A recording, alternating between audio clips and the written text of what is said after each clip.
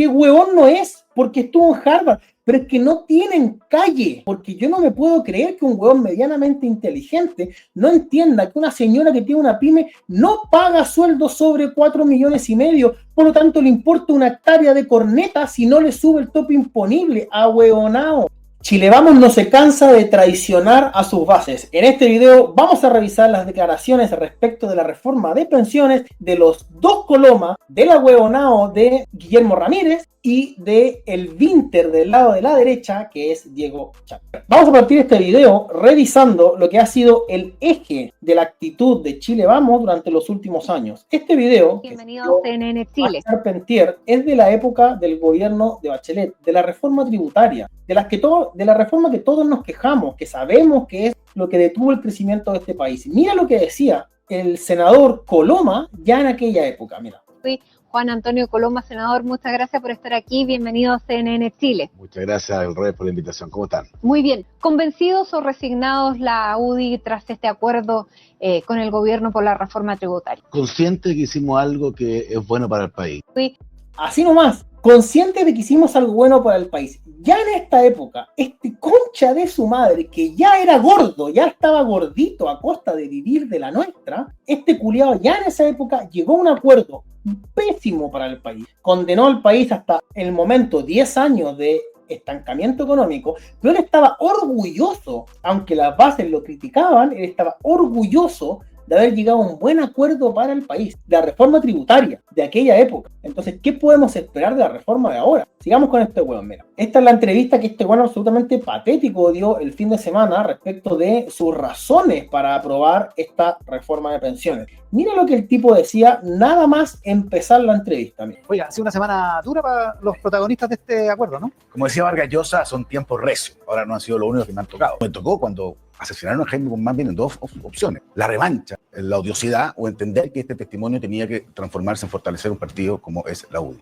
O en otro momento, como el estallido, que fue dramático, que muchos decían, oiga, no hay que hacer nada, hay que dejar que las cosas fluyan, el país por los cuatro costados se quemaba, había que tomar decisiones, y fuimos parte de ese acuerdo que habilitó el proceso constitucional, que dicho sea paso terminó validando la actual constitución, que fue increíble. Yo quiero que entiendan lo que él está diciendo. El periodista le está preguntando, oye, ha sido dura la semana para ustedes porque sus bases, es decir, la gente que vota a Chile Vamos, los está a ustedes cuestionando por llegar a un acuerdo que mucha gente entiende como una traición. Y lo que el tipo está diciendo con esa cara rechonchito, gordito, de vivir de la teta del Estado, hace décadas viviendo de la nuestra, con una situación económica increíble, sin ningún mérito conocido aparte de ser un parásito del Estado, este tipo tiene el descaro de decirte, bueno, esto me ha pasado antes, ya otras veces he votado cosas que la gente que es mi jefe, que es la gente que me vota, no quería, y yo la voté igual, y no ha pasado nada, pues aquí sigo. O sea, la gente estaba enojada en esa época, y me votaron igual. Y después pasó lo del estallido y la gente estaba enojada y me votaron igual. Así que no, como que no me importa mucho. Eso es lo que está diciendo. Ese es el trasfondo de lo que está diciendo. Entonces, el tema es, ¿va a aprender la gente que vota Chile Vamos o no? Yo creo que sí. Yo creo que este va a ser un momento importante. Pero bueno, sigamos. Desde el punto de vista de la negociación, este es un acuerdo todavía frágil. Sí. ¿Cuánto lo fragiliza la minuta del Ministerio del Trabajo que dice que en marzo va a meter un proyecto por un inversor fiscal o un inversor público y que hay un camino para terminar con las AFP, que la ministra acaba de decir, es la opinión de ella, que se tiene que terminar las AFP. ¿Cuánto fragiliza eso? Es mala señal, pero yo lo entiendo en clave política. ¿Usted hubiera imaginado que este gobierno iba a terminar postulando un 6% de cotización individual, o sea, subir a 16%? ¿Usted hubiera imaginado que este gobierno iba a buscar que en materia de administración se mejorara la competencia, que es lo que hay que hacer, y realmente me parece bien? Entonces, claro, le está hablando a su gente, pero no deja de ser más bien una propaganda política, o más bien una propaganda política. Piensen ustedes lo siguiente: la ministra comunista hizo un acuerdo con Chile Vamos. 2 doritos después, dijo exactamente lo que el periodista acaba de decir, que van a sacar una AFP estatal. Yo te voy a explicar en 5 segundos por qué eso puede significar el fin del sistema. Después van a ir por el fin de las AFP y van a seguir por más. Y hay una minuta que anda dando vuelta que dice que en marzo van a mandar el proyecto de un inversor estatal. En marzo van a mandar un inversor estatal. Mira lo que dijo ella. ¿Esa minuta es del Ministerio del Trabajo? Sí, mire, voy a responder las dos cosas. Respecto a la minuta, claro que sí, y nosotros emitimos la minuta con logo. Sé que anda dando vuelta otra sin logo, pero exactamente. emitimos la minuta con logo, así, sin ningún empacho de decirlo. En marzo van a presentar un proyecto para una AFP estatal. ¿Y cuál es el problema de esto? Y esto es lo que Chile Vamos todavía no entiende, yo no lo puedo creer. En la ley, esto es un poco técnico, pero es muy importante, en la ley se obliga a las AFP a licitar el 10% de su cartera de afiliados cada 2 años, que no es nada de tiempo, ¿ya? Licitar el 10% ¿a quién? O sea, ese 10% se lo va a quedar la AFP que cobre la comisión más baja. Uno podría decir en la mente, eso está bueno, ¿no? Porque va a obligar a las AFP a bajar las comisiones. Claro, pero ¿qué va a pasar cuando ellos hagan su AFP estatal? La AFP estatal probablemente va a cobrar comisiones más bajas que el resto porque lo paga con la deuda del Estado. No tiene para qué ser eficiente porque se financia con plata pública, ¿verdad? Como Codelco, como TVN, etcétera, etcétera, etcétera. Entonces, al tener una comisión más baja que el resto por competir en desigualdad de condiciones, se va a ir quedando con ese 10% cada 2 años. Y eso va a hacer que finalmente en 10 años el 50% de la gente esté en la AFP estatal. ¿Se entiende, no? Pero parece que la UDI no lo entiende. La UDI no entiende que el Partido Comunista y que la izquierda no se queda tranquila con esta reforma, que es como la puntita. Es la puntita metida aquí en la córnea del ojo. Pero esto no se va a quedar ahí. Esto va a seguir avanzando. Ustedes son completamente imbéciles, parece. Bueno, sigamos con la declaración. El genio de Guillermo Ramírez el lunes dio esta entrevista y le contestó a una auditora del programa de Checho Irane una cosa que yo quedé impactado con, como bien dice el Ricky, la falta de calle que tiene Chile Vamos. Miremos si ahora te lo voy a explicar. En Conectados, dígalo en 30 segundos. Hola, Checho Abuelo y la otra persona. Mire, nosotros éramos en la sexta región, más de 324 pymes, casi la mayoría de mujeres. En la actualidad, ahora ya son 123. En la última reunión asistieron 54 porque todos se están yendo ya a lo informal. No damos más, de verdad.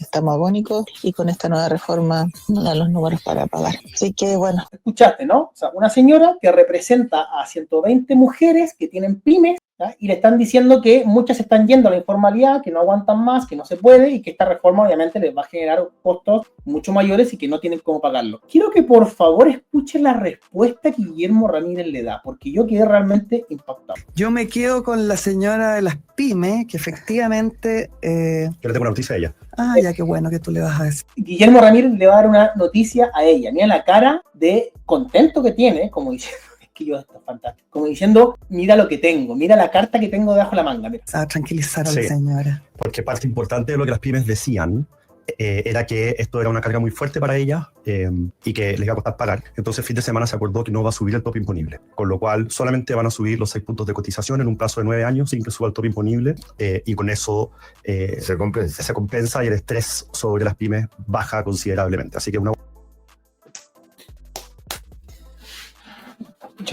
yo esto cuando lo escuché no lo podía creer. Quiero explicarte esto, mira, a ver si entender. El tope imponible, para los que no sepan, significa que es algo así como de 4,5 millones hacia arriba, la empresa, el empleador, sigue pagando el 10%, pero sobre esos 4,5 millones, que es el tope. Entonces, si una persona hoy en día con el 10% gana 10 millones de pesos, ¿ya? El empleador no paga 1 millón de pesos, que sería el 10%, ¿verdad? No paga 1 millón de pesos a la AFP, sino que paga sobre el tope imponible, que son 4,5 millones, entonces en el fondo paga solamente 450 lucas, ¿ya? Eso a grandes rasgos. Lo que Guillermo Ramírez le intenta explicar a esta señora que representa a pymes de regiones es que no se preocupe, porque ese tope imponible no va a subir. Y yo me pregunto, ¿en qué mundo vive Guillermo Ramírez? ¿Qué tan desconectado de la realidad tienes que estar para no entender que una señora que tiene una pyme tiene una panadería o una peluquería o un centro donde hacen uñas o una cafetería? No pagan sueldos de 4,5 millones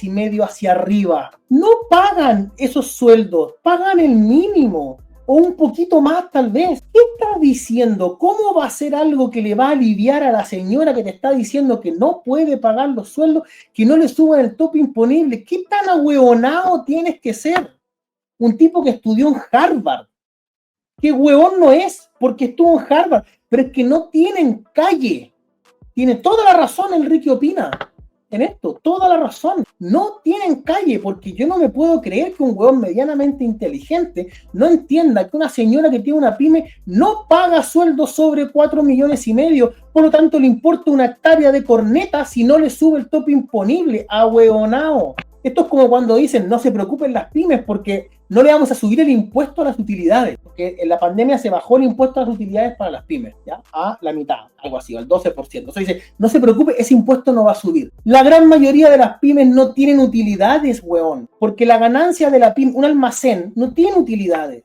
La ganancia del almacenero es su sueldo, no tiene utilidades a fin de año. Las grandes empresas tienen utilidades, las medianas y las grandes. Las pymes no tienen utilidades, weón. Es el sueldo del dueño de la empresa. Pero cuando tú le dices que no le vas a subir el impuesto a las utilidades, le importa un pico a ese weón, porque no le estáis dando ningún beneficio. Y le estoy cargando el costo laboral igual. ¿Qué tan incompetente hay que ser para no entender algo tan básico de la economía? Cero calle. Sigamos. Ese es el 6% estrictamente dirigido a los ahorros previsionales. Aquí las declaraciones de el Winter de la derecha, ¿verdad? Diego Chalper es el equivalente a Gonzalo Winter, esa gente que dice weas porque sí, porque tiene boca, y después hay que salir a explicarlas porque nadie entiende lo que dice. A los trabajadores. Y además, ya, ahí dice 4,5 se va a la cuenta directo y el otro 1,5 todo se va a al la préstamo. cuenta directo. Porque ahí dice 1,5 se va al préstamo, pero está escrito así.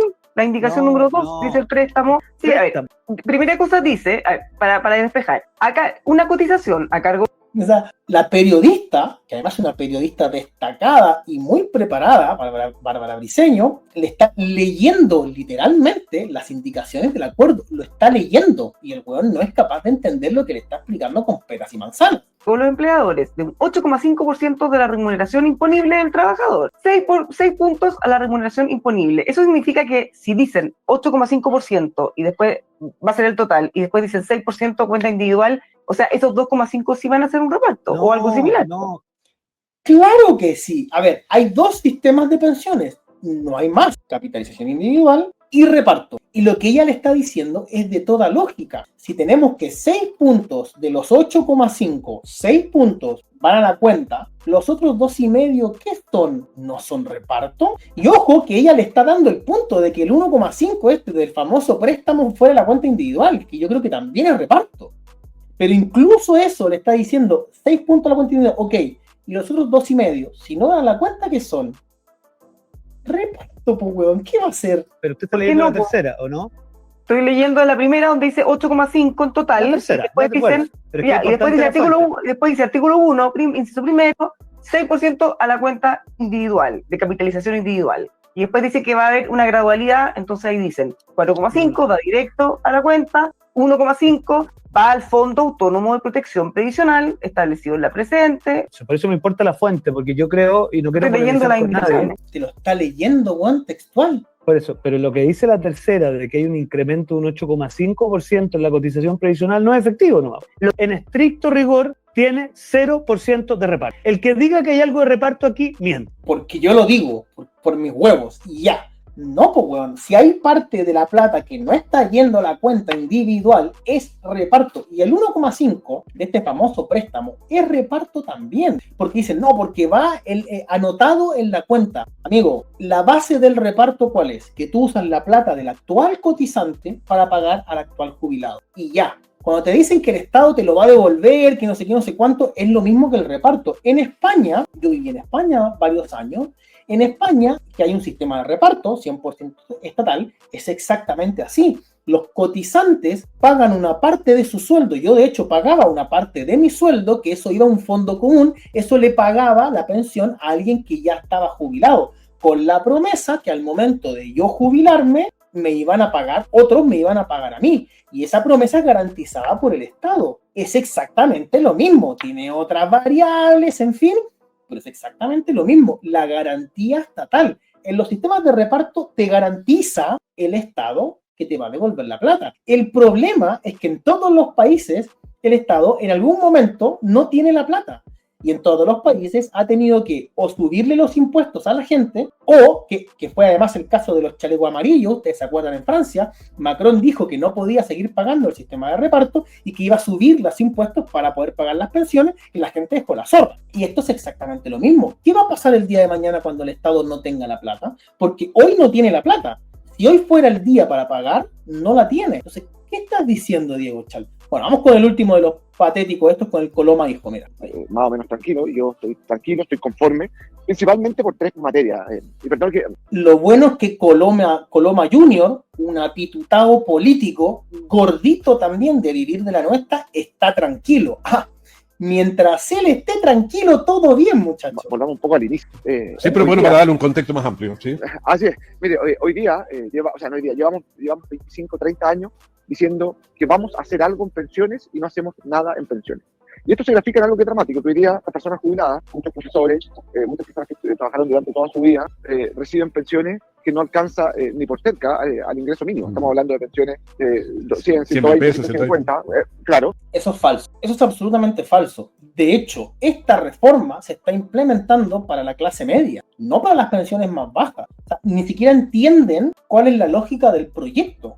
El proyecto está hecho para la gente de clase media. La gente de pensiones más bajas, de los deciles más bajos, ya se solucionó con la PGU. Nadie tiene una pensión de 100 lucas en este. Nadie. Porque la PGU se suma al ahorro que tú tuviste. Entonces, las personas que antes tenían una pensión de 100 lucas, hoy se les suma las 214 de la PGU. Y tiene 314 lucas de pensión. Puede ser alto, puede ser bajo, depende. Pero eso de que hay personas que tienen pensiones de 100 lucas, no es verdad. Eso es falso. Y la mujer es peor todavía. Y para las mujeres aún peor. Entonces, ¿y esto por qué ocurre? Porque cuando se crea el sistema, la expectativa de vida era de 62 años. Hoy día es de 77. Entonces la pregunta es, ¿qué vamos a hacer para mejorar esto? Y para hacer esto, para mejorar esto hay que hacer tres cosas, a mi entender. Lo primero, subir los ahorros a las cuentas individuales. Hoy día es de un 10%. Con esta ley, al final, operando, vamos a llegar al 16% de las cuentas individuales. Falso. Las cuentas individuales se van a incrementar al 14,5% y un 1% va a ir anotado en la cuenta con una tasa de rentabilidad fija que no tiene por qué ser la tasa realmente de mercado. De hecho, los cálculos dicen que va a ser un poco menos que la tasa de mercado, pero no es un 6% íntegro tu cuenta. Eso no es verdad. O sea, aquí hay un fortalecimiento a las platas de las cuentas de cada uno de los trabajadores. Ya. Eso es esencial. Segundo, vamos a equiparar pensiones entre hombres y mujeres que jubilan en las mismas condiciones. Te voy a dar un ejemplo. Si un hombre y una mujer, los dos de 65 años, jubilan con la misma plata el mismo día, las mujeres reciben un 11% menos. ¿Por qué? Porque tienen una mayor expectativa de vida. Entonces, lo que tenemos que hacer es avanzar en igualar pensiones de hombres y mujeres por un hecho de justicia. ¿De justicia de qué, huevón? ¿Me estás diciendo que el huevón que vive menos tiempo y que se jubila más tarde, tiene que trabajar más años y además vive menos, ese huevón tiene que compensar a quien trabaja menos cantidad de años y va a vivir más que él? ¿Me estás hueveando? ¿Qué tipo de justicia es esa? Si el huevón está más cagado, vive menos tiempo y se jubila más tarde, ¿por qué ese huevón tiene que compensar a alguien que a lo mejor se quedó en su casa cuidando a sus hijos? Totalmente válido. Pero ¿qué culpa tiene el chofer de micro, huevón? ¿Qué culpa tiene el albañil? ¿Qué culpa tiene el oficinista que se sacó la chucha trabajando y que tiene que seguir trabajando después de los 60 años porque se jubila más tarde? ¿Por qué tiene que compensar a alguien que vive más que él? Esto es el equivalente de un periodista que se hizo viral diciendo que las mujeres sufrían más en la guerra porque ellas quedaban viudas. El weón se murió, me está hueveando. De dignidad. Y eso estoy absolutamente convencido que hay que seguir haciendo. Eso lo celebramos. Sí, tercero, aquí no hay ningún peso a reparto. Aquí mucho se hablaba, Boric y compañía decían que iban a terminar con el sistema, que iban a ir todo a reparto, que se iban a acabar las cuentas, la plata de las cuentas individuales. Aquí el 6% va a las cuentas individuales. Y hay un 1% que va a este seguro para equiparar a las mujeres y que además permite, cuando la gente esté cesante, poder cotizar para evitar lo más posible las lagunas previsionales. Lagunas previsionales de algunas personas que se van a rellenar con la plata de otras personas que sí están trabajando. Lagunas previsionales que pueden ser perfectamente voluntarias. Gente que a lo mejor no quiere trabajar por un par de meses y esa laguna previsional se va a completar con el huevón que sí está trabajando. Y eso no es reparto, fantástico. Cuestión también esencial si uno quiere mejorar las pensiones en el futuro. Por ejemplo, hoy día cuando una cesante recibe seguro de cesantía, no se está pagando la cotización del trabajador. Entonces, si bien puede mantenerse durante un par de meses, gracias a este seguro de cesantía, al no pagarse la cotización, empieza a perjudicar las pensiones del futuro. Van a bajar las comisiones de la AFP. A través de un sistema de licitación de afiliados, va a aumentar la comisión. Lo que dije antes, absolutamente peligroso. Forzar a la AFP a licitar el 10% de su stock de los afiliados que tiene, con el peligro de tener un ente estatal, porque este es el problema. Las personas, sin saberlo, automáticamente con esa licitación van a pasar a la AFP que cobre menos comisión. Y con una AFP estatal, esta es la jugada del Partido Comunista. Yo no entiendo cómo no la ven. El Partido Comunista te está diciendo, necesito licitar porque la competencia y no sé qué. Pura mula. La UDI le acepta la weá. En marzo van a iniciar el proyecto de la AFP estatal. Y cuando tengan su AFP estatal, esa AFP va a tener comisiones más bajas que las de mercado porque compiten en desigualdad de condiciones. Cada 2 años se va a ir llevando el 10% de los cotizantes a la fuerza, porque va a tener la comisión más baja, porque eso es lo que dice la ley. Pero son tan incompetentes, son tan absolutamente incompetentes que no la ven, no entienden la jugada. Fantástico. Competencia entre las AFP. Entonces, aquí lo que estamos frente ¿Cómo van a garantizar que va la competencia para ingresar nuevos actores? ¿Qué pasa ahí?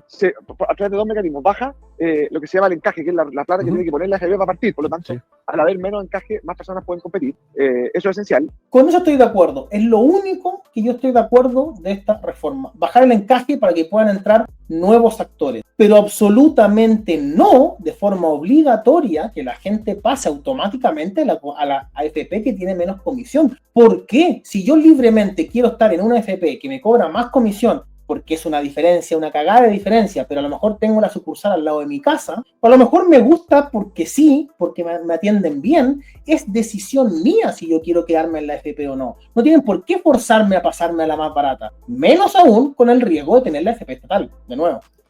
Y segundo, y esto va a permitir a su vez más competencia. Y segundo, cuando se vayan haciendo las licitaciones, se van a abrir personas que hoy día están cautivas, por decirlo de alguna forma. Mira, te voy a poner un ejemplo. Hay AFPs que cobran 3 veces más que las otras. Eso no tiene sentido. Y uno, en todo caso, uno si quiere seguir en su AFP porque tiene una sucursal cerca, porque le cae bien la ejecutiva, vaya a saber uno, bueno, uno igual puede. ¿Por qué no tiene sentido que una AFP cobre más que la otra? O que cobre el triple, o que cobre lo que quiera. ¿Por qué no va a tener sentido? Si va a haber más competencia, va a haber 40 AFPs distintas, yo puedo elegir dónde estar. Y si una me cobra más, pero me ofrece algo distinto a las demás, yo tengo derecho a quedarme en esa AFP. ¿Qué tipo de argumento liberal es este de decir no tiene sentido que una AFP cobre el triple de comisión que la otra? ¿Por qué no va a tener sentido? No tiene sentido que un Rolex cueste, no sé, 50 veces más que un reloj normal o 100 veces más que un reloj normal. ¿Por qué? Hay gente que lo quiere pagar. ¿Qué te importa? Eso se llama libre mercado. Me ofrecerá algo distinto y por eso yo prefiero quedarme en ese FP. O no, si se me para la raja, me voy a la FP más barata. ¿Por qué tú me tienes que obligar, Juan Antonio Coloma? Seguir en su misma AFP, aunque le cobre más caro. Esas son decisiones personales. Y ahí uno garantiza la libertad para poder avanzar en mejoras en materia de pensión. No, la ley no garantiza la libertad. La ley dice que expresamente las personas van a pasar a la que sea más barata, a menos que hagan el trámite para quedarse, pero automáticamente los van a pasar a la más barata. Eso no es libertad. Bueno, yo te quiero mostrar por último la página de X de la UDI Popular. La UDI Popular. La UDI publicó esto que está acá. Juventud UDI proclama a Matei como su candidata presidencial. Y sale una foto de la Juventud UDI con el saco de hueá aquí al medio de Juan Antonio Coloma, la huevonada que acabamos de ver, entre otros que no sé ni siquiera quiénes son. Y yo quiero que veas los comentarios de aquí, mira. Esta es la página oficial de la UDI, ¿ya? O sea, es gente que sigue a la UDI, ex votantes probablemente de ellos. Quiero que veamos los comentarios. Esto comprueba que la UDI ya no es un partido de derecha. Nunca más la UDI, menos ahora que quieren ser parte del robo de los fondos de pensión. No al robo de las pensiones. Ladrones hijos de la remil puta, partido de mierda. Ahora van a por los APB, busquen los nuevos acuerdos. Solo vengo a decirles que con su acuerdo perdieron un votante, nunca más creo en ustedes. Vendidos. Estoy leyendo uno tras otro, no hay ninguno positivo, ni uno. Nunca más ustedes ni Chile vamos. Ladrones caras de raja. Gracias, Evelyn, por permitir que nos roben nuestros ahorros de años. Gracias. Jamás votaré por ninguno de Chile guano, partiendo por el socialista de Matei. En la foto ahí andamos puro hueveando. Fantástico. Hay más gente en la fila de la caja vecina. Nunca serás presidenta de Chile, vieja rancia.